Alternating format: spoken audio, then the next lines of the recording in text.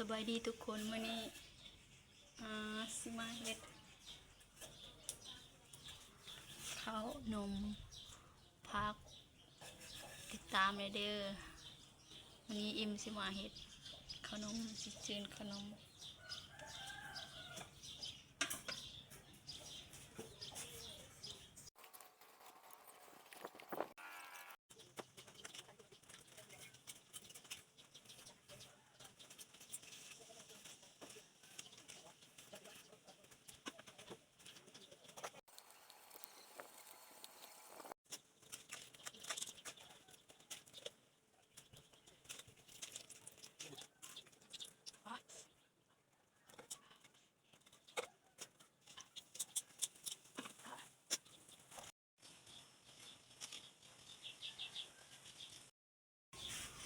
สบายดีทุกคน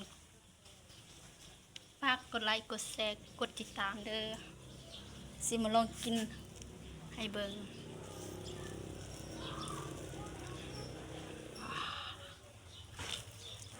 แซ่บฝากกดติดตามช่องอิมเนเด้อทุกคน